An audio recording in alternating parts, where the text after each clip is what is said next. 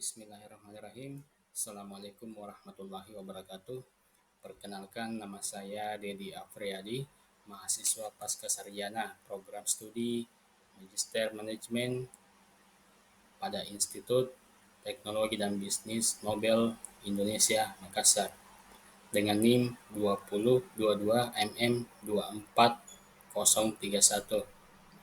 Kali ini saya akan memaparkan sedikit tentang manajemen sumber daya manusia.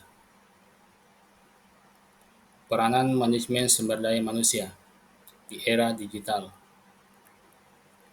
Pengertian manajemen sumber daya manusia.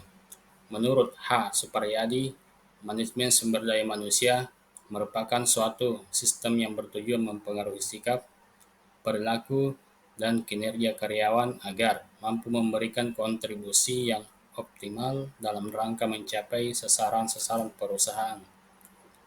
2. Menurut Handoko Tehani dalam buku Manajemen Personalia, manajemen sumber daya manusia adalah penarikan, seleksi, pengembangan, pemeliharaan, dan penggunaan sumber daya manusia untuk mencapai tujuan-tujuan individu maupun organisasi. Ketiga, menurut Malayu SP Hasibuan, dalam buku Manajemen Sumber Daya Manusia merumuskan, manajemen sumber daya manusia adalah ilmu dari seni yang mengatur hubungan dan peranan tenaga kerja agar aktif dan efisien, membantu terwujudnya tujuan perusahaan, karyawan, dan masyarakat. Peranan manajemen sumber daya manusia di era digital. Pada era digital seperti saat ini, perkembangan teknologi semakin berkembang pesat dan cepat. Agar tetap dapat mengikuti perkembangan tersebut, perusahaan dituntut untuk peka terhadap perubahan yang terjadi. Kepekaan suatu perusahaan dapat diperoleh dari sumber daya manusia yang dimiliki oleh perusahaan tersebut. Sumber daya manusia merupakan unsur terpenting dalam suatu organisasi. Melalui sumber daya manusia, suatu organisasi dapat dijalankan hingga mencapai tujuan. Suatu perusahaan dapat meminimalkan faktor penyebab gagalnya suatu perusahaan dalam mengelola sumber daya manusia untuk meningkatkan kinerja dan produktivitas perusahaan. Perusahaan biasanya memiliki suatu pedoman sikap kerja atau perilaku kerja yang harus diterapkan oleh karyawan di tempat kerjanya.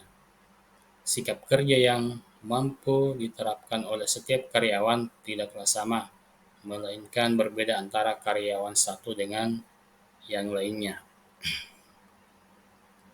Selanjutnya, kajian teori manajemen sumber daya manusia. Yang pertama, sikap pada manajemen. Sikap merupakan fondasi terpenting yang menentukan keberhasilan seseorang. Sikap juga merupakan pernyataan-pernyataan evaluatif baik yang diinginkan atau yang tidak diinginkan mengenai objek, orang, atau peristiwa. Yang kedua, kepuasan kerja. Kepuasan kerja merupakan perasaan positif tentang pekerjaan yang dihasilkan dari suatu evaluasi berdasarkan karakteristik pekerjaan. Yang ketiga, masa kerja. Masa kerja merupakan keseluruhan pelajaran yang diperoleh oleh seseorang dari peristiwa-peristiwa yang dilalui dalam perjalanan hidupnya. Masa kerja adalah jangka waktu atau lama seseorang bekerja pada instansi. Yang keempat, usia kerja. Usia adalah umur individu yang terhitung mulai saat dilahirkan sampai berulang tahun. Semakin cukup umur, tingkat kematangan dan kekuatan seseorang akan lebih matang dalam berpikir dan bekerja. Pembahasan. Pengaruh masa kerja terhadap produktivitas kerja karyawan. Jadi ada beberapa faktor yang mempengaruhi produktivitas seseorang dalam bekerja adalah lama bekerja, berdasarkan pernyataan dari Nainggolan dan kawan-kawan. semakin lama masa kerja seseorang, tenaga kerja seharusnya keterampilan dan kemampuan melakukan pekerjaan semakin meningkat. Pengalaman seseorang melaksanakan pekerjaan secara terus-menerus mampu meningkatkan kedewasaan teknisnya. Yang kedua, pengaruh usia terhadap produktivitas kerja karyawan.